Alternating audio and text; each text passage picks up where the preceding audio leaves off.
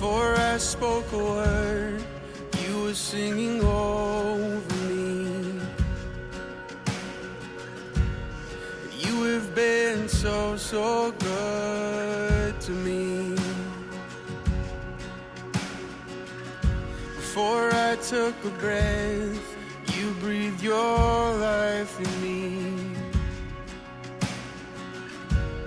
And you have been so, so kind to me. Oh, the overwhelming, never-ending. 할렐루야, 잘 지내셨죠? 네, 오늘도 예배 드릴 때 하나님의 임재가 강한 예배여서 너무 감사했습니다. 오늘도 우리 예배 가운데 정말 치유가 있을 것을 예수님의 이름으로 선포합니다. 오늘 이제 말씀 가운데 준비하다가 제 안에 들었던 감동이 죄책감이었어요. 주님께서 우리 안에 있는 과거에 살아왔던 그 모든 죄책감, 또 사단의 어떻게 보면 거짓 메시지와 올무들이 오늘 풀어질 거라는 감동이 있습니다. 그래서 우리 하나님 안에서 우리 안에 오늘 자유가, 영적인 자유가 임하는 예배가 되기를 간절히 사모합시다. 네. 오늘 갈라디아서 5번째 시간입니다. 주제로는 지난 시간에 이어서 터닝 포인트 2번째 시간을 갖도록 하겠습니다. 부제로는 삶의 재정립입니다. 우리 본문 말씀 함께 읽고 같이 말씀 나누려고 합니다.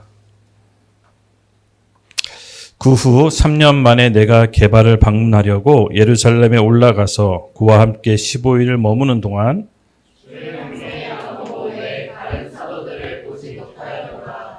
보라, 내가 너희에게 쓰는 것은 하나님 앞에서 거짓말이 아니로다.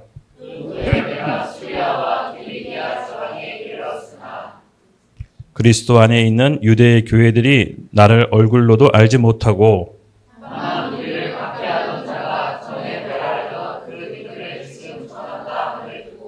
다 같이 읽겠습니다. 나로 말미암아 하나님께 영광을 돌리리라. 아멘, 아멘.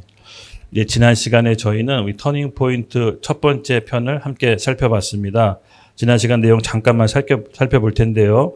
네, 우리 지난 시간 바울은 다메섹에서 인생 일대의 터닝 포인트를 겪게 됩니다. 바로 전환점이죠. 예수님을 환상 중에 만나고 그의 삶이 180도 바뀌게 됩니다. 맞습니다. 바울은 터닝 포인트 되기 전에 그의 삶이 어떤 삶이었습니까? 네, 종교적인 열심으로 아주 강한 사람이었습니다. 그는 종교인의 전형적인 모습을 보입니다. 이것은 예수님을 인격적으로 만나기 전 우리 그리스도인의 모습과도 비슷합니다. 맞습니다. 살아계신 하나님을 우리가 만나지 못하고 단순히 머리로만, 지식으로만 알게 되면 이런 종교인의 모습이 나옵니다. 대표적인 종교인의 모습의 특징은 뭐라고 했습니까? 네, 다른 사람을 정죄하고 판단합니다. 즉 이들의 삶의 기준은 자신의 의로움이 삶의 기준이 됩니다. 그래서 자신보다 의롭지 않다고 판단되면 정죄하고 판단합니다. 이것이 종교인의 전형적인 모습입니다. 살아계신 하나님을 알지 못하고 자신의 의로움으로 그 행위로 의롭다라고 여김받는 전형적인 종교인의 모습이었습니다. 바울은 이와 같이 예수님을 다메섹에서 만나기 전에 이런 전형적인 종교인의 모습을 보여줍니다. 그리고 그가 하는 일이 뭐였죠? 네, 그는 아주 강력한 유대교 신봉자였습니다. 예수 믿는 사람들을 잡으러 다녔습니다. 아주 열심이었습니다. 마찬가지입니다. 우리도 이 종교인의 모습은요, 껍데기는 모든 형식과 모든 것을 갖추고 있지만 사실은 다른 사람을 정죄하고 판단하는 쪽으로 갈 수가 있습니다. 그러나 바울은 다메섹에서 예수님을 극적으로 만납니다. 그렇죠. 인생 일대 터닝 포인트를 겪게 됩니다. 그는 더 이상 종교적인 확신이 아니라 복음에 대한 확신으로 바뀌게 됩니다. 이 복음에 대한 확신과 종교적인 확신이 뭐가 다르다고 했죠? 네, 복음에 대한 확신은 자기의 은혜를 아는 겁니다. 자기가 어디서부터 구원받았는지 그 은혜 가운데로 시작하는 겁니다. 그래서 이 복음에 대한 확신은 반드시 자기 부인으로 나옵니다. 자기 부인과 자기 십자가로서 복음에 대한 확신이 나옵니다. 맞습니다, 여러분. 우리가 어디서 건진받았습니까? 네, 절대로 탕감받을 수 없는 어마어마한 빚으로부터 탕감받은 은혜 입은 자입니다. 그래서 우리 신앙은 이 은혜로부터 시작해야 되는 것입니다. 내가 얼마나 큰 괴수 같은 괴물 같은 죄인인지를 깨달을 때 우리가 받은 은혜가 그 비례해서 나오게 되는 것입니다. 바울은 너무나도 이 사실을 깨달았습니다. 본인은 죄인 중에 괴수라고 표현했습니다. 본인은 자기 안에 두 사람이 공존한다고 했습니다. 마음으로는 하나님의 법을 지키고 싶지만 육신은 또 죄의 법을 계속해서 지킨다라고 본인의 자신에 대해서 통탄했습니다. 오라 나는 공고한 자로다. 이 사망에 대해서 누가 나를 건져내리라라고 그의 마지막 고백은 처절하긴 죄인으로 고백하는 죄의 고백이 나왔습니다. 맞습니다, 여러분. 은혜를 안다면 다른 사람을 함부로 정죄하고 판단할 수가 없습니다. 내가 어디서부터 건진받았는지 철저하게 아는 것이 은혜 입은 자의 신앙인의 삶의 시작인 것입니다. 그렇죠? 맞습니다, 여러분. 우리는 이 은혜 가운데서 하나님의 은혜로 빚진 자로서 시작하는 것입니다.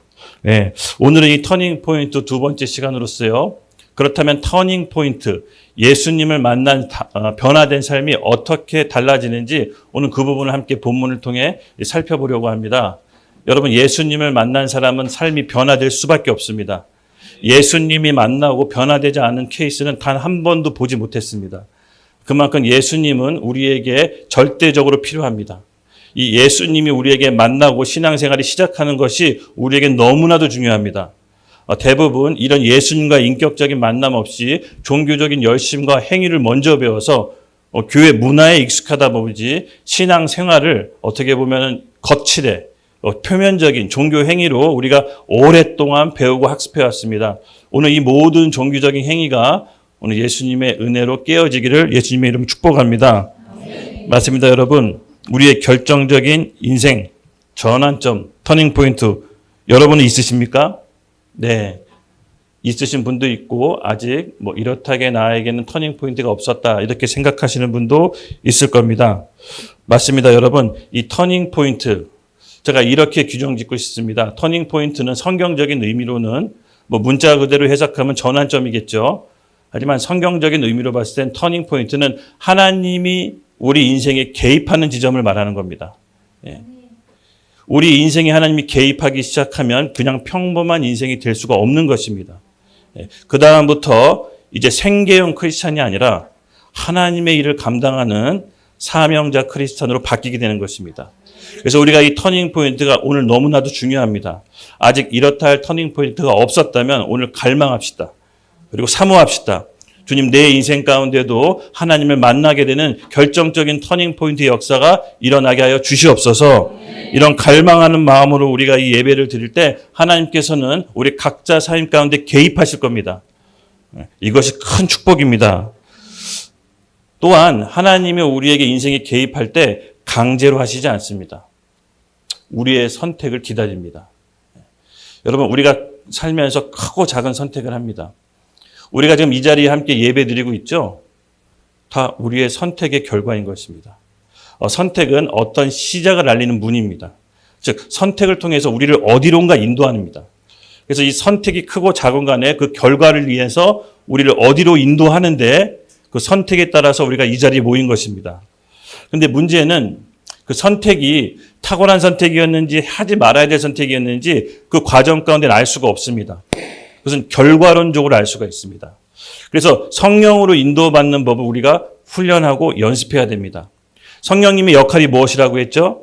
성령님께서는 예수님의 말씀을 깨닫게 하고 생각나게 하고 진리의 말씀으로 가르친다고 했습니다. 즉 성령께서 임하시면 예수님의 말씀으로 우리를 이끄시고 인도하십니다. 그리고 그분은 죄에 대하여 의에 대하여 심판에 대하여 깨닫게 한다고 합니다. 죄가 무엇인지를 인식하게 됩니다. 죄라 하면 그들이 나를 믿지 아니하며 바로 예수님을 거부한 것이 죄의 근본인 것입니다. 이 사실을 깨닫게 되는 겁니다. 한 번도 생각해 본 적 없던 것들이 죄에 대한 인식이 바로 서게 됩니다. 그래서 내가 얼마나 큰 죄인이가 인식하게 되는 것이 성령님의 역할입니다. 그래서 성령님은 하나님이십니다. 그분이 우리 가운데 임하시면 죄가 무엇인지를 깨닫게 되는 것입니다. 그래서 우리가 이 성령님을 언제나 갈구하고 이 자리에 초청해야 되는 것입니다. 그분은 하나님이신 것입니다. 예수님께서 승천하실 때 내가 너희와 함께 있는 것보다 그 보혜사 성령이 너희와 함께 있는 것이 더 유익하다라고 얘기했습니다. 맞습니다. 성령께서는 우리와 영원히 함께 하신다고 약속했습니다. 예수를 구주로 영접한 우리 안에 성령께서 내주하십니다. 우리를 성전 삼아 우리 마음을 통치하고 다스립니다. 그래서 하나님 나라는 추상적인 개념이 아닙니다.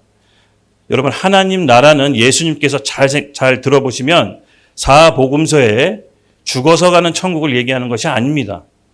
이 땅에 임할 천국을 얘기하는데 그 임할 천국에 누가 들어가냐? 결국은 내 안에 하나님 나라가 임한 사람, 내 자아가 십자가에서 죽고 예수 그리스도와 함께 동행하는 사람, 그것은 간단히 꽃길만을 걷는 아름다운 삶이 아닌 것입니다. 내 자아와 피 터지게 싸우는 그 십자가의 길이 시작되는 겁니다. 천국은 침노하는 자의 것이라고 했습니다. 싸워야 되는 것입니다. 그냥 가만히 앉아있는다고 해서 주어지는 것이 아닙니다. 내 이 괴물과 같은 자아와 매일매일 싸우는 것입니다. 어떻게? 말씀에 순종함으로 우리 영혼이 깨끗해진다고 했습니다. 여러분은 오늘 우리에게 주시는 말씀을 들으셔야 됩니다. 그리고 말씀 가운데 성령의 인도함을 받고 오늘 내게 주신 말씀에 순종한다면 내 안에 하나님 나라가 조금씩 임하는 것입니다. 이 과정이 있어야 됩니다. 그렇게 한 사람이 하나님 나라가 임했을 때 두세 사람이 모이는 곳에 나도 너희와 함께 있다라고 합니다. 그것이 바로 교회가 시작되는 것입니다. 여러분, 우리 안에 이 하나님 나라를 갈망합시다. 추상적인 게 아닙니다. 죽어서 가는 천국이 아닙니다. 막연하게 언제 임하게 될 하나님을 얘기하는 게 아닙니다. 실제 지금 내가 살아가는 이 세상 가운데 내 안에 먼저 임해야 되는 것입니다. 그런 하나님 나라를 여러분 가운데 갈망하고 소망하는 시간이 되길 예수님의 이름으로 축복합니다. 그래서 여러분 선택이 중요합니다. 선택은 또 다른 문으로 인도하는 길이라고 했죠. 예, 제가 이렇게 지난 날을 생각해 보면 그때 당시엔 몰랐는데요. 정말 탁월한 선택이다라고 했던 게 기억이 몇 가지 있습니다. 예. 와, 내가 어떻게 이런 선택을 했지?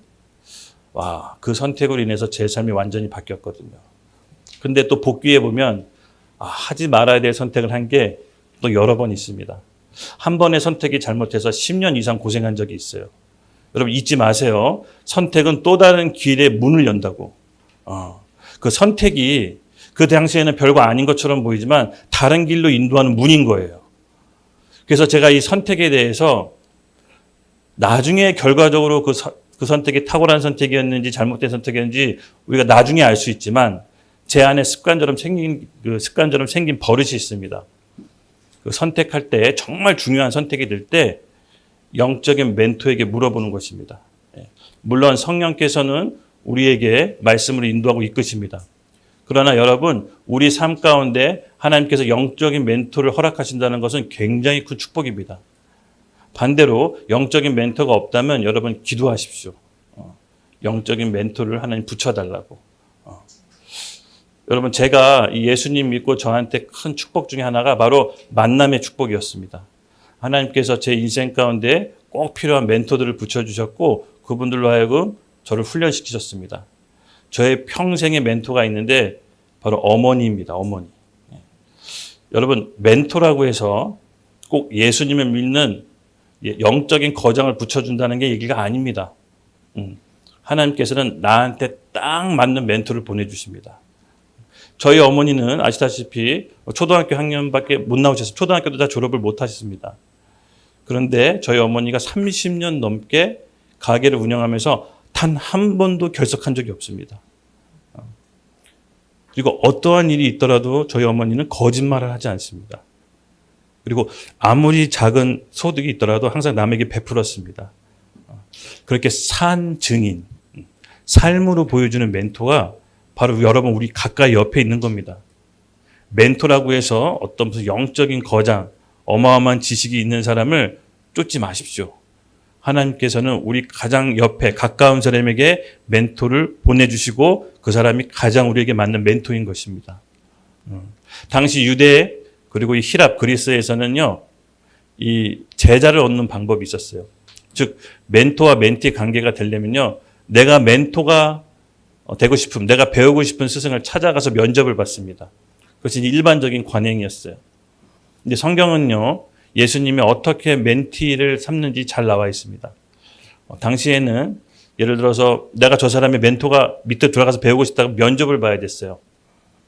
그렇지만 예수님은 찾아오셔서 콜링하십니다. 그것이 예수님의 멘토링을 삼는 방법인데요. 예수님께서 우리 가운데 개입하셔서 들어오셔서 제자들을 콜링합니다. 그리고 그 콜링에 응답한 제자들만 예수님의 제자가 됩니다. 예수님의 12제자는 예수님의 모든 콜링을 받았습니다. 여러분 12명만 콜링했을까요? 아니요. 성경에 자세히 나와 있지 않지만 아마 수천 명을 콜링했을 겁니다. 그런데 그 12명이 예수님의 콜링에 응답한 겁니다. 하나님 나라는 이렇습니다, 여러분. 하나님은요, 우리 인생 가운데 찾아오셔서 콜링하십니다. 근데 우리가 선택을 안 했을 뿐입니다. 우리가 알아보지 못했던 겁니다. 오늘 이 터닝 포인트가 정의라고 뭐라고 했죠? 예수님이 우리 가운데, 인생 가운데 개입하시는 거라고 했죠? 예, 그 개입하셨을 때 우리가 생각하는 아름다운 모습으로 개입하지 않을 수 있습니다. 때로는 과격한 모습으로 개입할 수도 있습니다. 근데 여러분 잘 아십시오. 예수님께서는 우리를 회복시킬 때 결코 평안하고 아름답게 회복시키지 않습니다. 때로는 우리가 생각했을 때 전혀 이해할 수 없고 극단적이고 과격한 방법으로 우리를 회복시킵니다. 그것은 그 이유가 있습니다. 창조 원형, 창조가 타락해서 죄를 범했을 때는 회복시키기 굉장히 어렵습니다. 성경은 4단계로 크게 구성되어 있는데 첫 번째 창조, 타락, 구속, 회복. 근데 창조와 타락까지는 좀 부드럽게 갑니다. 근데 회복시킬 때는 여러분 죄로 인해서 얼룩진 이 세상을 회복시킬 때는 간단한 방법으로 부드럽게 회복시키지 않습니다. 그것은 성경이 말해주고 있는 예입니다. 여러분 잘 생각해 보십시오. 하나님이 죄로 얼룩진 타락한 이 세상을 어떻게 회복시켰습니까? 본인의 아들을 죽이기로 작정했습니다. 그리고 그 아들을 수치와 모욕과 모든 고통을 담당해서 얼굴을 돌려 아들과 외면하시고 죽게 내버려 두시고 아무것도 죄가 없는 자에게 인류 모든 죄를 전가시켜 죽이십니다. 굉장히 극단적이고 과격한 방법으로 인류를 회복시킵니다. 그것은 왜 그렇습니까? 여기엔 비밀이 있습니다. 우리의 완악한 죄 때문에 그렇습니다. 우리의 이 완악한 죄를 회복시키기 위해서는 그만큼 과격한 방법이 필요한 것입니다. 그래서 회복은요, 여러분 부드럽게 이루어지는 것이 아닙니다. 우리가 놓쳤던 이 하나님 나라의 회복은요, 하나님께서 본인의 외아들을 죽이실 만큼 심각한 문제였던 것입니다. 하나님이 인간이 되셔야 될 만큼 심각한 문제였던 겁니다. 하나님이 인간이 되셔서 죽고 부활하셔야 될 만큼 심각했던 겁니다. 그것도 모자라서 우리 안에 성령으로 들어오셔서 우리와 영원히 함께해야 될 만큼 심각한 문제였던 겁니다. 여러분 죄에 대해 타락한 이 세상에 회복하는 방법은 결코 간단하지가 않습니다. 우리가 생각하는 것만큼 부드럽게 이루어지지 않습니다. 또한 요한계시록에 뭐라고 얘기합니까? 예, 요한계시록은요, 새하늘과 새 땅, 새 예루살렘이 임하기 전에 7년 대환란을 통과해야 된다고 합니다. 그때 인류의 인구 3분의 1이 죽는다고 합니다. 그 엄청난 환란을 통과하고 주의 신부, 주의 교회가 거룩해 되는 과정을 통과해서 그리스도의 머리 신랑과 만나게 됩니다. 그것이 하나님 나라의 완성입니다. 여러분 하나님 나라의 회복은 그렇게 부드럽게 이루어지는 것이 아닙니다. 우리의 이 강한 죄만큼, 우리의 이 완악한 죄만큼 그 죄를 무너뜨리기 위해서는 이런 극단적이고 심각한 방법이 필요한 것입니다. 여기서부터 우리가 잘 인식하고 살아가야 됩니다. 맞습니다, 여러분. 제가 어른분들도 계셔서 자꾸 이렇게 나이 많은 티 내서 좀 죄송하긴 합니다. 근데 아직도 그래도 제가 이제 청년 위주로 이제 메시지를 준비하다 보니까 아무래도 이제 청년에 대한 마음이 있습니다. 그리고 저도 이제 20대 후반에 그 예수님을 극적으로 만났기 때문에 그 청년 시대에 그 방황하고 꿈이 없던 그 기분을 제가 잘 압니다. 제가 20대 후반에 예수님 믿기 전에 제 마음이 어땠냐면요. 그러니까 왜 사는지 몰라가지고 계속 이렇게 살아야 되나 이 고민을 혼자 계속했습니다. 그러니까 왜 사는지도 모르는데 계속 이렇게 사는 게 무슨 의미가 있을까? 그래서 너무 공허했어요. 제가 20대 후반에 제일 기분이 싫었던 어떤 느낌이 있었냐면요. 공허한 느낌이 너무 싫더라고요. 그냥 꿈이 없고 이 공허한 느낌, 이 빈 마음이 너무 싫어서 그냥 맨날 술 먹고 잤던 것 같아요. 그러던 제 인생 가운데 정말 강제 철거라는 극단적인 방법으로 하나님이 개입해서 들어오셨습니다. 그때는 절망적인 상황 같았고 제가 사회 탓했고 나라 탓했고 국가 탓했고 가정 탓했습니다. 근데 하나님이 그렇게 하셨을 만큼 충격을 줘서만큼 제 인생에 개입해 주신 게 전 정말 큰 은혜라고 생각합니다. 그게 없었더라면 주님께 돌아올 수 없었던 것입니다. 여러분 마치 20대, 여러분 이 20대, 황금 같은 20대, 여러분 너무 중요합니다. 혹시 20대 분들 잠깐 손 들어 보시겠어요? 20대. 네. 20대 때는요, 많은 거 시도해 보세요. 그리고 많은 거 도전해 보세요. 많은 거 시도해 보고, 많은 거 도전해 보고, 열정적으로 해 보세요. 그리고 꼭 열정적으로 해 보세요. 그리고 어느 한 일에 한번 미쳐 보세요. 연애를 하려도, 남녀끼리 연애를 해도 미치도록 좋아해 보세요. 그냥 어설프게 하지 말고, 그렇죠? 이 뜨거워 보세요 한번. 장사를 하려고 해도 미치도록 해보세요 한번. 괜찮아요. 20대는 실패하고 넘어져고 잘못돼도 복구할 수 있어요. 20대는 내 그릇을 넓히는 때예요. 그렇게 해보셔야 돼요. 내 그릇이 넓혀야 돼요. 근데 30대 때는 조금 그렇게 해서는 안 됩니다. 30대는 내 주제 파악이 될 때예요. 그래서 실험해서는 안 돼요. 그리고 30대는 내 주제 파악이 되고 내 마음의 사이즈를 알게 돼요. 철이 든다고 하죠. 30대 좀 넘어가서 중반 되시는 분들 약간 철 들지 않나요? 요새 안 그런가?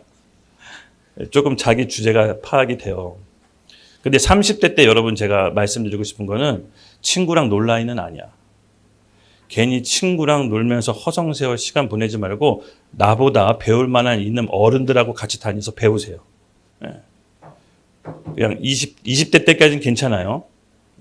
화끈하게 놀래면. 그냥 노는 게 생명의 위협이 느낄 정도로 놀아봐. 그게 아니고 어설프게 시동 걸리면 나중에 이상하게 놀아. 노는 것도 아니고. 30대 때 보통 그런 사람들이 있는데, 나 억울한데 20대 때 못 놀았네요. 그럼 놀지 마. 못 놀아서 30대 접어들었으면 놀지 마요. 끝난 거예요, 그 사람은. 30대 때는, 자기보다 어른한테 배우고, 자기의 용량을 넓히고, 그분들에게 잘 배우세요. 이제 40대가 문제입니다. 40대는요, 그럴 수가 없습니다. 자기가 하고 있는 붙잡은 거를 잘 안정적으로 갖고 가야 돼요. 20대에서 실패할 수 있는 리스크의 무게가 다르고요.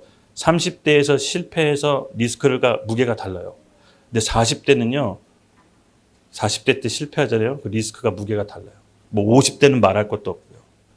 그러므로 여러분 각 인생의 무게가 달라요. 20대, 30대, 40대 무게가 달라요.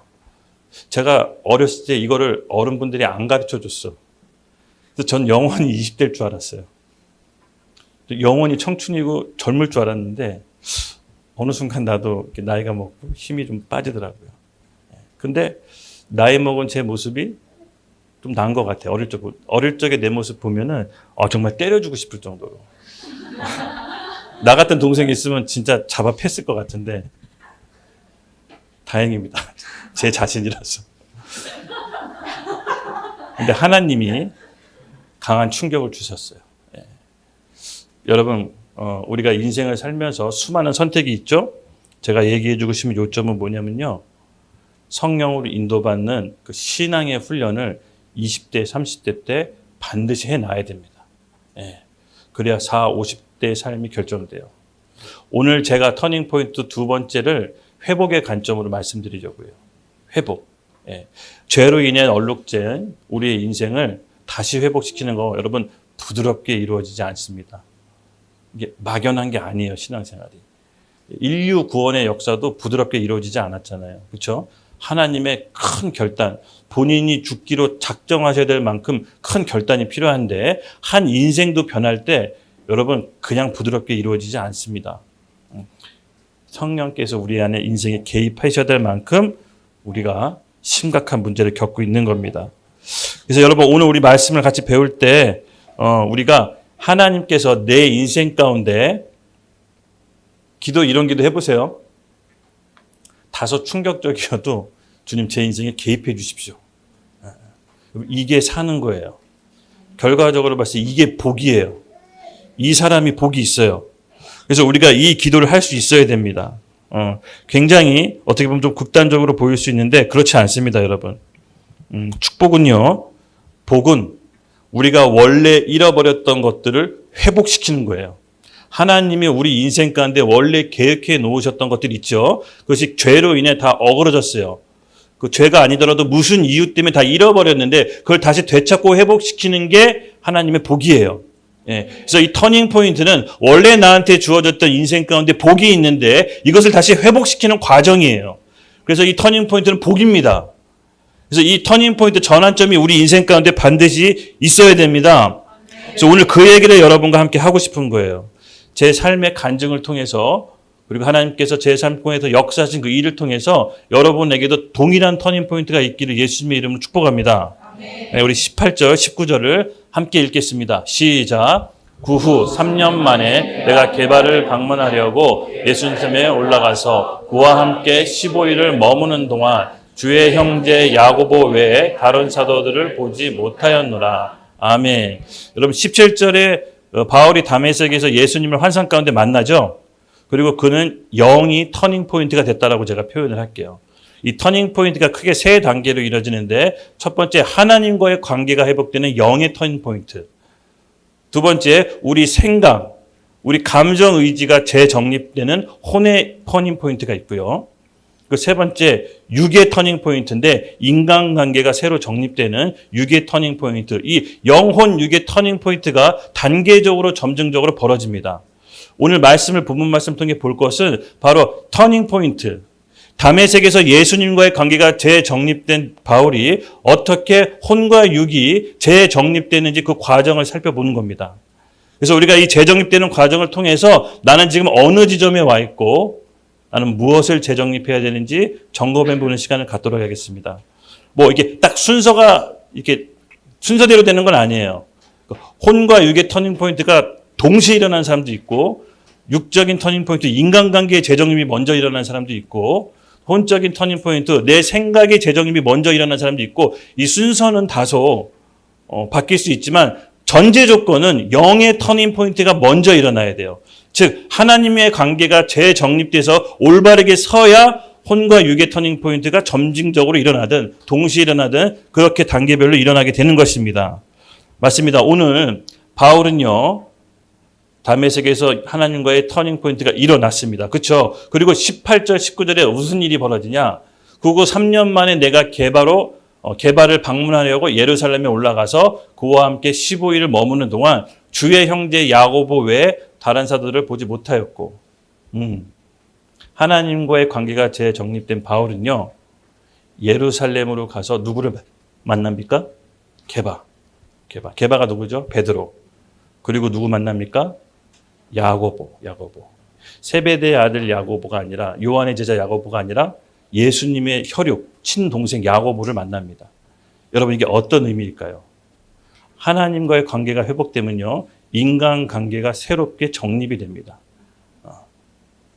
정말 놀라운 거는요. 제가 예수님을 인격적으로 만나고 하나님께서 새로운 사람들을 붙여주셨는데 그 새로운 사람들을 통해서 제 삶이 새롭게 펼쳐져요.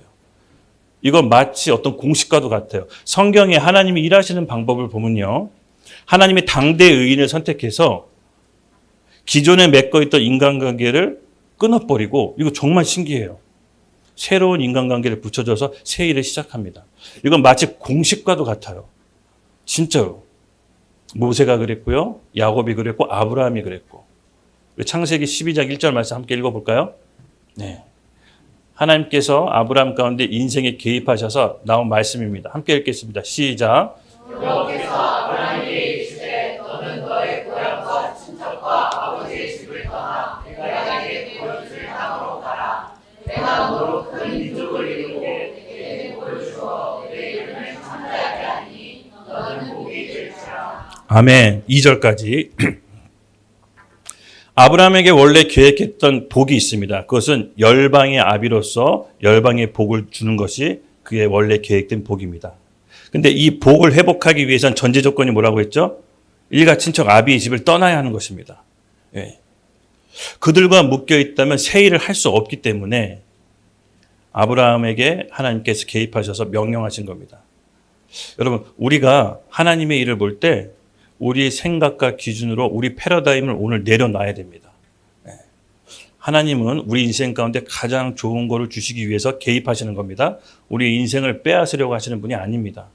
단지 우리의 생각 고정관념 때문에 저항이 있을 뿐입니다. 이해합니다. 저도 그렇게 저항을 엄청나게 많이 했던 사람 중에 하나였거든요. 근데 그 선택이 탁월한 선택일 줄 몰랐습니다. 맞습니다. 하나님이 새 일을 시작할 때 인간관계의 재정립을 시작합니다. 즉 과거에 매여있던 인간관계를 어느 정도 정리하고 새로운 인간관계를 맺음으로써 새 일을 시작하게 합니다. 바로 바울, 예수님과 재정립된 바울은요, 게바와 야고보를 만나게 하는데 그 둘의 의미가 뭐죠? 베드로는 누굽니까? 게바는 예수님의 가장 수제자였죠. 예수님의 가장 총애받고 예수님의 가장 많은 사랑을 받았던 게바에게 찾아갑니다. 그리고 야고보, 예수님의 친혈육 동생에게 찾아갑니다. 예루살렘에서 이들과 15일을 머물면서 예수님에 관한 지식을 듣고 바울이 배우게 됩니다. 그동안 예수님을 환상으로만 봤지만 실제적인 예수님의 수제자와 그의 동생한테 가서 새로운 인간관계를 통해서 새로운 예수님에 대한 지식을 얻게 됩니다. 그는 율법학자였고 당대 어떻게 보면 학자로 학식이 많은 사람이었지만 예수님에 관한 지식과 예수 그리스도에 관한 새로운 계시들을 받음으로써 그는 본인의 사명을 발견하게 됩니다. 즉 어떤 일이 새로운 일을 시작할 때 새로운 인간관계를 하나님이 맺어주십니다. 여러분 성경의 당대 의인들을 보세요. 이게 하나님이 일하시는 방식이에요. 그렇게 새로운 인간관계의 재정립을 통해서 하나님께 새 일을 시작합니다. 오늘 그 역사가 여러분 가운데 임하길 예수님의 이름으로 축복합니다. 네. 그리고 그렇게 인간관계를 맺은 다음에 그 사람들을 통해서 하나님께서 새롭게 일하시는데 여러분 사람이 가장 빠르게 바뀌려면 뭐를 먼저 바꿔야 되는 줄 아십니까? 두 가지. 첫 번째는 답이 나왔고 사람. 두 번째는 환경입니다. 환경. 예, 맞습니다. 하나님이 새 일을 시작할 때 사람을 통해서 재정립시키고 환경을 재정립시킵니다. 예. 즉 내가 머물고 있는 환경을 바꿉니다. 여러분 이것이 굉장히 중요한 키포인트인데 반대로 말하면 사람이 환경과 지금 내가 만나고 있는 사람이 바뀌지 않으면 안 바뀐다는 결론입니다. 아무리 본인 의지로 본인의 결단으로 바꾸고 싶다고 하지만 그게 안 됩니다. 될 수가 없습니다. 이스라엘 백성이 이집트에 나올 때 하나님께서 탈출시킬 때 새로운 지도자 모세 사람을 만나게 하고요. 새로운 장소 광야로 이동시킵니다. 예, 그걸 극단적으로 한꺼번에 이룹니다. 왜? 기존의 이집트에서는요. 거기서 맞던 생활 방식, 습관, 패러다임이 바뀔 수 없기 때문에 가나안 땅에 들어가서 전쟁을 할 수가 없는 것입니다. 그래서 이집트 땅에서 반드시 나오는 광야라는 극단적인 상황으로 하나님께서 몰고 가십니다. 그리고 새로운 지도자 모세를 주십니다. 예, 하나님이 일하는 방식입니다. 그래서 어떤 사람이 바뀔 때 내 안에 터닝 포인트가 시작됐다. 그 사인이 뭐냐? 만나는 사람이 바뀌고 새로운 사람이 하나님이 연결시켜주고 새로운 길이 열리는데 내가 머물고 있는 환경까지 바뀐다. 여러분 하나님이 터닝 포인트가 시작된 걸 수도 있습니다. 물론 다 그렇다는 건 아닙니다. 다 그렇다는 건 아닙니다. 근데 이거를 이렇게 안다고 해서 막 인위적으로 하는 게 아닙니다. 또 이걸 알았다고 해서 어떤 사람 만나고 자기가 찾아서 막 만나고 환경 자기가 막 바꾸고 이런 게 아닙니다. 예. 이게 하나님의 인도하심으로 자연스럽게 되는 거지 내가 이걸 배웠다고 해서 막 인위적으로 하시는 분들이 있는데 조금 아닐 수 있습니다. 물론 하나님은 다 역사하시지만 그렇게 접근하시면 좀 아닐 수도 있다라는 거. 예. 맞습니다. 여러분 창세기 12장 1절에서 3절 같이 함께 읽겠습니다. 시작. 너를 축복하는 자에게는 내가 복을 내리고 너를 저주하는 자에게는 내가 저주하리니 땅의 모든 족속이 너로 말미암아 복을 얻을 것이라 하시니라. 아멘. 여러분 아브라함이 일가 친척 아비의 집을 떠나 생소한 땅으로 가는 게 쉬웠을까요? 어려웠을까요? 네, 여러분 생각해 보세요. 굉장히 어렵습니다. 네. 여러분 지금 누구랑 잘 친하게 지내고 있다가 어느 날 갑자기 만나지 마 이러면 어때요 마음이? 너무 어렵잖아요. 그렇죠? 네. 아브라함은 효자였습니다. 그래서 하나님이 일가 친척 아비의 집을 떠나라고 했을 때 그 아버지 곁을 떠나지 못했어요. 네. 그래서 데라 옆을 계속 지켰어요. 근데 하나님이 강제로 안 하시고 데라가 죽을 때까지 기다려요. 그리고 하나님이 다시 말씀해요. 너 일가 친척 아비의 집을 떠나 내가 이르는 땅으로 가라. 그때 아브라함이 순종합니다. 여러분, 우리가 어떤 사람과 환경을 떠난다는 건 결코 쉬운 일은 아닙니다. 그러나 그것이 없다면 결코 변화는 일어나지 않습니다. 하나님께서 우리를 초청하고 이끌으실 때는 가장 좋은 걸 주시기 위함입니다. 그래서 오늘 이 말씀을 듣고 여러분 잘 이해하시고 내가 지금 인생 가운데 어느 시간표에 왔는지를 한번 점검해 보십시오. 그래서 아까도 얘기했지만 이 회복은요, 잃어버린, 원래 받기로 한 하나님의 축복, 잃어버렸던 축복을 다시 회복시키는 과정입니다. 그래서 이게 부드럽게 이루어지는 게 아닙니다. 때로는 원치 않는 상황 가운데 놓이기도 하고 아픔과 고통이 따릅니다. 근데 중요한 것은 하나님께서 우리를 가장 좋은 길로 인도하신다는 그 믿음이 있어야 됩니다. 하나님은 선하십니다. 저도 이렇게 막 안 좋은 일이 겹쳤을 때는 정말로 사실 기도가 안 되고 이렇게 말은 여기서 앞에서 와서 떠들지만 정말 위기의 순간에는 잘 기도가 안 돼요. 그래서 다른 인간적인 방법과 수단을 찾아요. 근데 매번 그럴 때마다 항상 결론은 같아요. 이젠 기도의 자리로 가야지. 이젠 기도에 가서 성령께 인도받아서 말씀으로 인도받고 가야지. 왜냐? 인간관계로 풀렸을 때 대부분 잘 되지 않았어요. 또 막상 어려운 가운데 처하면 도와주는 사람 그렇게 많지 않아요. 생각보다 많지 않아요.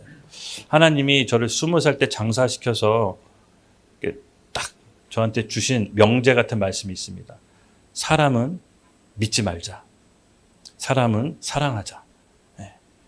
사람은 믿는 게 아니라 사랑해야 될 존재입니다. 사람 믿으면 마음이 너무 아파요. 왜냐하면 사람은요, 그때그때 상황 따라 변하기 때문에. 그래서 그냥 오면 퍼주고 간다 그러면 보내세요. 그게 사람한테 해야 될 일이에요. 근데 사랑하는 건 놓치지 마십시오. 믿지는 말되 사랑은 해야 됩니다. 그것이 하나님 우리에게 주신 명령입니다. 되게 어렵죠? 근데 이거를 가장 잘하는 사람이 저희 어머니였어요. 저희 어머니가 진짜 이걸 잘하시더라고요. 그래서 저희 어머니는 적이 없어요, 적이. 참 신기해요. 적이 없어요. 제가 보니까 사람을 다루는 기술 저희 어머니가 최고였던 것 같아요. 제가 시장에서 수많은 인간 군상을 봤잖아요. 시장이 좋은 점은 뭐냐면요. 진짜 많은 사람의 유형을 볼 수가 있어요. 수많은 사람하고 제가 일도 하고 같이 많은 것들을 해봤을 거 아니에요. 그렇죠? 엄청난 사람들을 하나님이 겪게 하시면서 그 사람에 대해서 딱 알게 하시더라고요.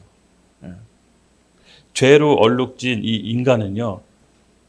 지극히 자기 중심적입니다.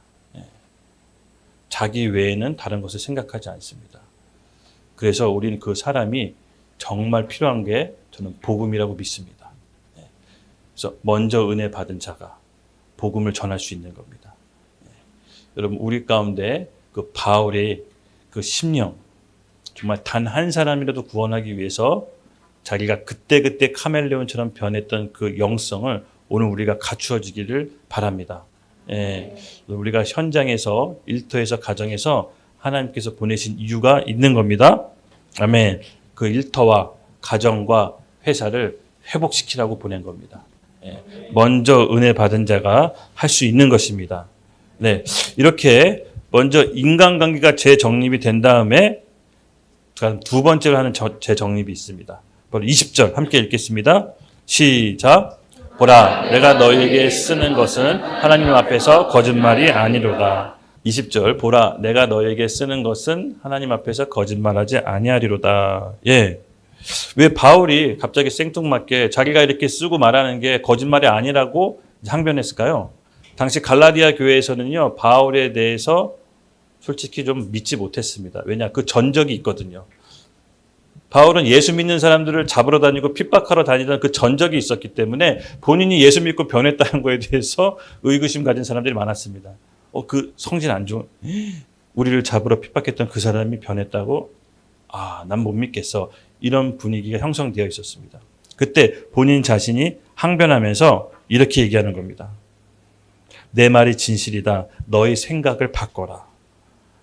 사도 바울의 말은요, 생각의 패러다임을 바꾸라는 겁니다. 나에 대한 고정관념, 나에 대한 인식 바꿨으면 좋겠어.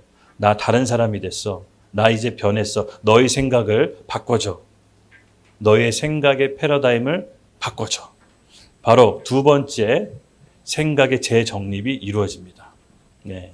맞습니다, 여러분. 예수님을 만난 사람은요, 인간관계의 재정립과 함께 하나님께서 어떻게 개입하시냐? 우리 생각, 고정관념, 패러다임을 재정립하시기 시작합니다. 이게 굉장히 고통스럽습니다. 네. 사실은 인간관계 재정립은요, 어떻게 보면 이거에 비하면 좀 쉬울 수가 있어요. 근데 이 생각을 바꾼다는가, 생각을 재정립한다는 건요, 자기 죽을 만큼 어려워요. 진짜 안 바꿔요. 제 자신을 이렇게 보더라도 제가 언제 바뀌었냐? 죽을 만큼 직전까지 가야 조금 바뀌었습니다. 제가 이제 우리 보면 이제 연극에 보면 제 상황이 나오잖아요. 운전하다가 빗길이 미끄러져서 차가 전복돼서 이제 죽을 뻔했잖아요. 물론 살아났지만 극적으로. 그 전까지 내가 어느 날 내 인생이 갑자기 마감될 수 있구나라고 깨닫기 전까지는 계속 달려가는 인생이었어요. 그러니까 뭐가 잘못됐는지도 모른 채 그냥 그렇게 가는 인생이었어요. 그렇게 극단적으로 빗길에 넘어져서 차가 전복되고 내가 영원히 사는 존재가 아니었구나. 내 젊음이 영원히 있지 않구나라는 것을 깨닫게 되는 거죠. 맞습니다, 여러분. 사람들하고 일할 때도 제가 큰 배신을 2번 당했는데 제가 사람을 너무 좋아하고 잘 믿었거든요. 근데 이 배신을 당하니까 몸에 질병이 왔어요. 신체화라고 하죠, 신체화. 어느 장기가 아파서 질병이 오는 게 아니라 몸과 마음이 아팠을 때 신체적으로 아픈 게 나오는 거예요. 그래서 여러분 이 과정 통해서 뭘 배우냐면요. 사람은 결코 쉽게 변하지 않는다는 걸 배웠어요. 제가 진짜 이것을 느꼈습니다. 여러분 어떤 일을 할 때 뭔가가 잘못됐거나 뭔가 방법이 잘못됐거나 내 인식의 오류가 잘못돼서 이것을 좀 바꿔야겠다 싶을 때는요. 그렇게 인식할 정도면 굉장히 건강한 겁니다. 대부분 어떤 충격적인 사건이 일어나기 전까지는 사람이 잘못됐는지도 몰라요. 건강에 파탄이 오거나 경제적인 파탄이 오거나 인간관계가 파탄이 오기 전까지 내가 스스로 잘못됐다라고 인식하기 굉장히 어렵습니다. 그래서 우리가 이 어른들의 훈계, 어른들의 조언을 청년 여러분 잘 들어야 됩니다. 제가 대표적으로 어른 말 안 들어서 피본 대표적인 케이스예요. 잔소리로 들었거든요. 다 안다라고 생각했어요. 근데 진짜 그때 하나님께서 내 주변의 어른들 통해서 나한테 꼭 필요하신 말씀이라는 거를 잃어버리고 난 다음에 알았어요. 그래서 저는 오히려 나이 먹고 어른 말 잘 듣는 것 같아요. 여러분 주변에 하시는 어른들 말 꼰대 같다고 여기지 말고요. 잘 들으십시오. 그분들은 인생의 리스크, 값비싼 대가를 지불하고 얻은 결론을 우리에게 얘기해 주는 겁니다. 그래서 잘 들으시면은 여러분에게 큰 이득이 있습니다. 마찬가지로 사람이 대단한 큰 일을 하는 것처럼 보이지만 또 굉장히 미련합니다. 그래서 우리는요, 우리 안에 있는 생각, 내 고정관념, 패러다임이 하나님께서 내 삶의 어떤 일정한 사건들을 통해서 깨부수기 시작합니다. 생각의 재정립을 하나하나씩 이룹니다. 그래서 이 생각의 재정립은요, 여러분, 너무나도 필요합니다. 결국은 하나님의 복을 받지 못하는 게 어떻게 보면 가장 큰 원인이 내 생각이에요. 내 생각. 내 고정관념. 이 생각이, 이 자아가 십자가에서 죽지 않으면 이것이 바뀌기가 굉장히 어렵고 내 삶이 바뀌기가 굉장히 어렵습니다. 그래서 여러분 이 안에, 내 안에 여러분이 갖고 있는 그 패러다임, 고정관념이 오늘 무너지기를 기도하셔야 됩니다. 결국은 이 회복의 역사는요. 내 패러다임이 깨지면서부터 회복의 역사가 시작돼요. 이게 깨져야 돼요. 부드러운 방법으로 깨지지 않을 수 있지만 이게 깨져야 새로운 차원으로 길이 열리는 겁니다. 여러분 그 안에 패러다임이 깨지길 예수님의 이름으로 축복합니다. 생각을 유연하게 갖고 창의적인 사람이 되세요. 바울은요. 예수 믿기 전에 어떤 사람이었죠? 유대교 신봉자에서 굉장히 골수분자였어요. 예, 한 길 외에는 다른 길이 없었어요. 근데 그가 예수님 믿고 생각이 깨지면서 그는 완전히 창의적인 사람이 됐습니다. 그는 카멜레온 같은 사람이 됐습니다. 그는 복음만 잘 전할 수 있다면 그때그때 옷을 갈아입었습니다. 그는 텐트 메이커자 천막 치는 사람이었죠. 지금으로 따지면 인테리어 공사하는 아저씨. 그 일을 하면서 그는 학자였습니다. 또 밤에 글을 썼습니다. 그리고 그는 복음 전도자였습니다. 그리고 그는 교회 개척자였습니다. 그의 길은, 그의 마음은 한결같았습니다. 그는 예수님 믿고 자신의 생각과 자신의 패러다임이 완전히 부셔지고 창의적인 사람으로 거듭나게 됐습니다. 그래서 여러분, 예수 믿는 사람들이 생각의 재정임이 어떻게 나오느냐? 창의적인 사람으로 거듭나게 됩니다. 문제를 해결할 수 있는 눈이 열리기 시작합니다. 예, 제가 10년 넘게 사업하면서 진짜로 저도 굉장히 고지식하고 단순한 사람이었거든요. 근데 문제를 해결하는 능력이 이게 조금씩 열리더라고요. 이렇게 한대? 그럼 저렇게 해. 저렇게 한대? 그럼 이렇게 해봐. 여러분, 되는 사람은요, 되는 방법을 찾고요. 안 되는 사람은 안 되는 이유를 찾아요. 그래서 창의적인 사람은요, 되는 방법을 찾아요. 예. 여러분, 우리가 잊지 마십시오. 바울은요, 카멜레온 같이 완전히 창의적인 사람으로 바뀌었습니다. 우리 고린도전서 9장 함께 읽겠습니다. 시작.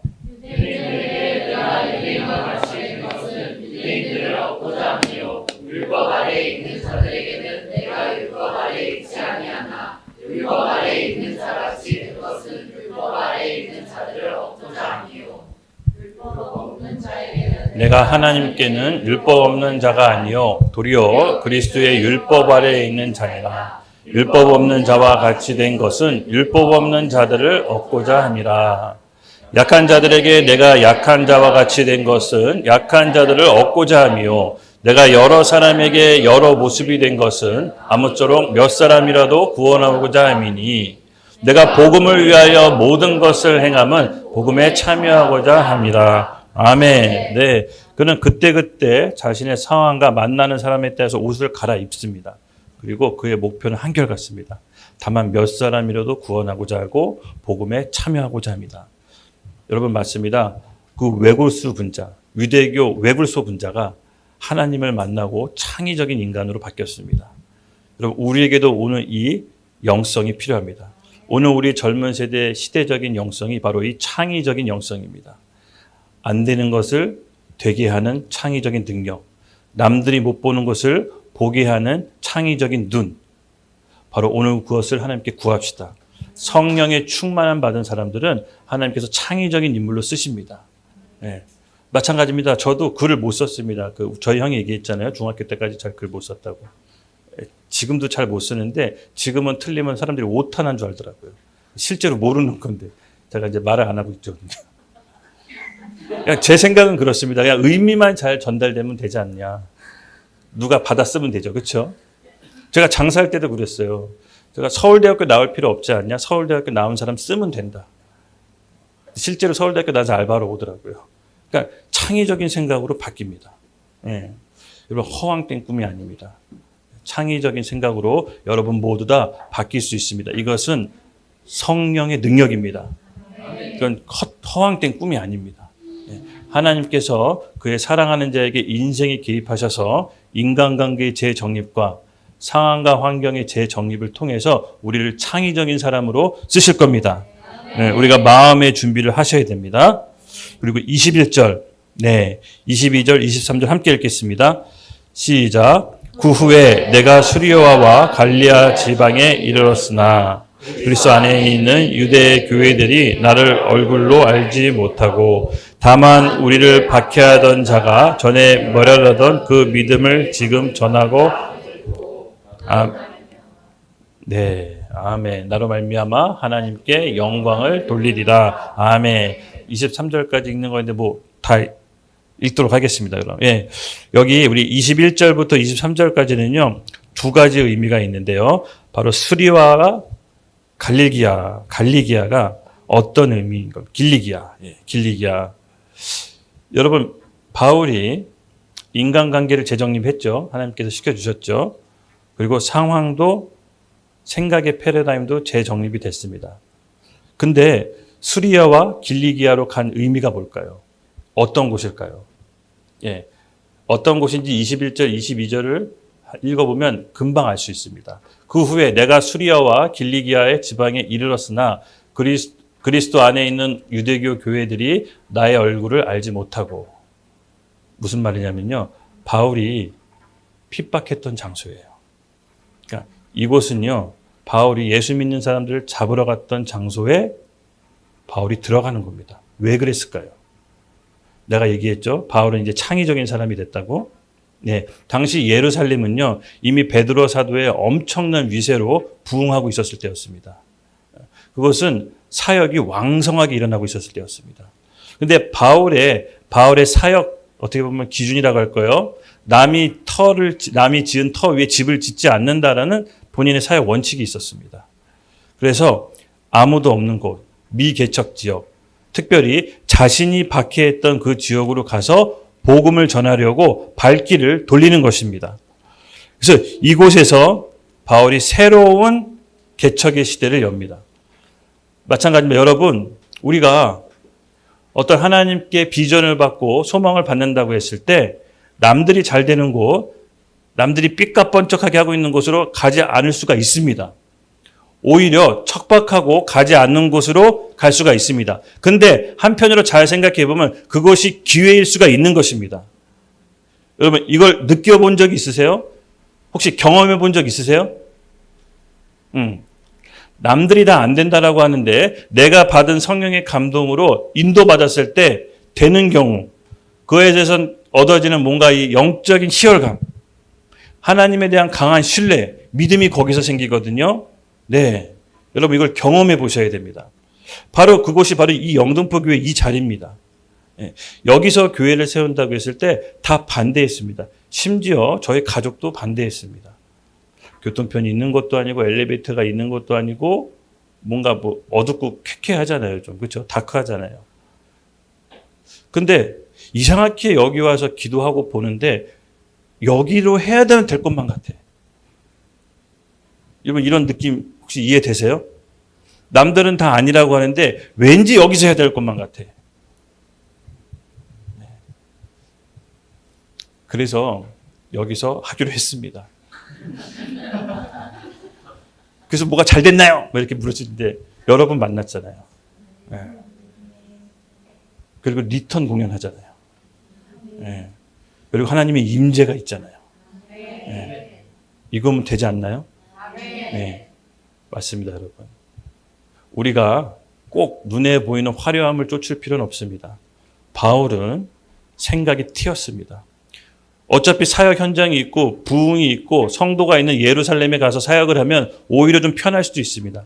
하지만 그는 수리아와 갈길리아, 그가 핍박했던 곳, 그가 핍박해서 어떻게 보면 성도가 없을 수도 있는 그곳으로 가서 본인은 새로운 길을 개척합니다. 우리가 바로 이런 개척 정신이 필요합니다. 남들이 찾지 않는 곳으로 가는 창의적인 인물, 개척적인 인물이 오늘 우리에게 필요한 이 시대의 시대 정신인 것입니다. 여러분이 그런 인물들이 되기를 예수님의 이름으로 축복합니다. 네. 그리고 단지 그것만 있는 것은 아닙니다. 이 수리아와 길리기아, 이게 의미하는 바가 두 번째가 있습니다. 아까 얘기했잖아요. 바울이 여기서 본인이 핍박하고 어떻게 보면 좀 사람들을 못 살게 굴던 장소인데 본인이 여기 갔을 때 인간적으로 마음으로 그냥 뭐 담대하게 갔을까요? 좀 두렵지 않았을까요? 자기 전적이 있잖아요. 자기 전적, 이력, 자기 흑역사. 남한테 밝히고 싶지 않은 흑역사가 있잖아요. 근데 여길 왜 갔을까요? 조금 나를 알 수 없는 거. 나라는 사람이 모르는 새로운 곳에 가서 일하고 싶은 게 사람 심리 아닐까요? 괜히 나에 대해서 잘 아는 사람을 만났다가 너 전에 이런 했었잖아 이렇게 지적받는 것보다 좀 새로운 터전에 가서 나를 모르는 사람 앞에서 새롭게 하는 게 오히려 더 유익하지 않았을까요? 근데 바울은 왜 본인이 핍박했던 장소로 갔을까요? 여기서부터는 기도하고 묻고 성령님께 물을 수밖에 없더라고요. 성경에 이게 안 나왔기 때문에. 씨름을 했죠. 근데 하나님께서 딱 저한테 주셨던 마음이 있는데 바울의 마음속 깊은 죄책감을 해결받고 싶었던 것 같아요. 자기 동족을 박해했을 때 그곳에 가서 조금이나마 자기 변한 모습을 보여주고 자기가 그들을 위해서 할 수 있는 것이 무엇인가 보상 심리 때문에 가는 걸 수도 있을 것 같아요. 그러나 어떻게 보면 결단하고 간 거예요. 자기 동족을 못 살게 굴었잖아요. 조금이라도 사죄하고 싶은 마음으로 그곳에 들어갔는데 중요한 놀라운 반전.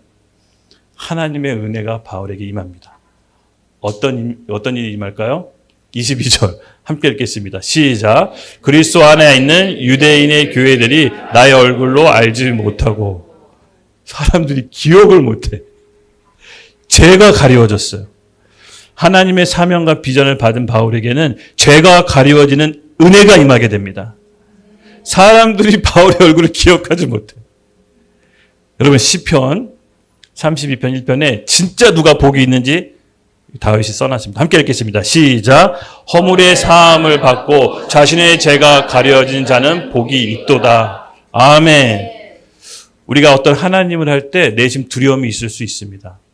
제가 오늘 밤 하나님께서 주신 감동이 죄책감을 다 끊어내라는 거였습니다. 예.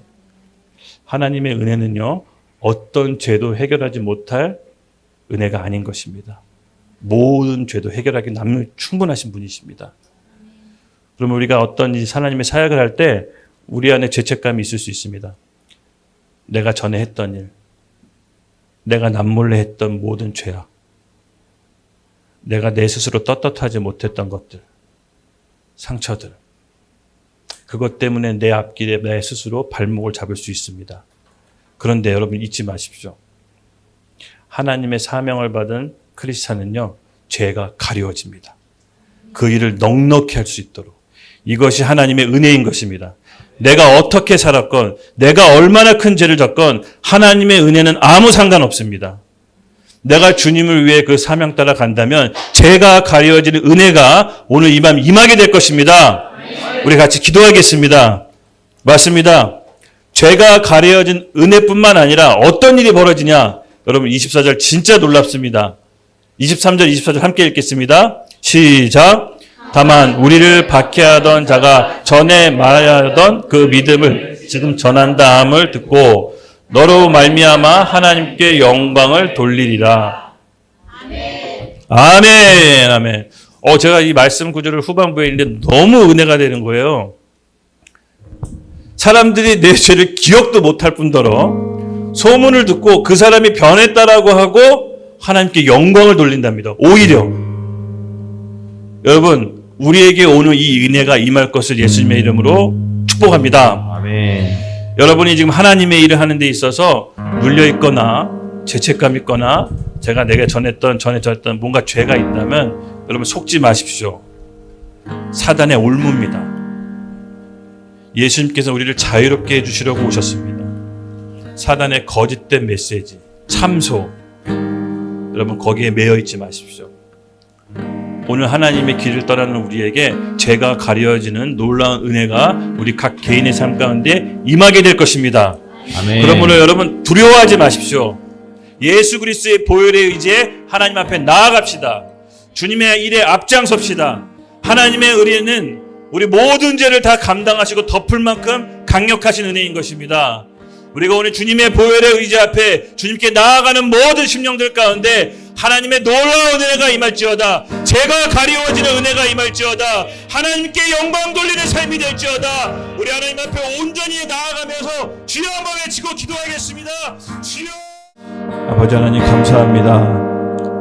우리 새 일을 시작하는 모든 심령들 가운데 주님 앞으로 우리 인생 가운데 개입하시고 찾아가 주셔서 하나님이 원래 계획하신 모든 축복이 다 방해받지 않고 회복될 수 있도록 은혜를 베풀어 주시옵소서. 아멘. 한 사람도 앞길이 막히지 않도록 주의 천사가 도우셔서 이들을 통해 하나님의 역사와 새 일을 시작할 수 있도록 주여 성령의 충만함을 허락하여 주시옵소서. 아멘. 여기 모이는 모든 심령들 이 시간 이후부터 하나님의 터닝 포인트가 일어날지어다. 아멘. 하나님의 개입이 일어날지어다. 아멘. 감사합니다. 감사합니다. 오늘 예배도 우리 살아계신 하나님 아버지께 온전히 올려드립니다. 주여 기쁘게 받아주시옵소서. 감사드리며 예수님의 이름으로 기도드렸습니다. 아멘.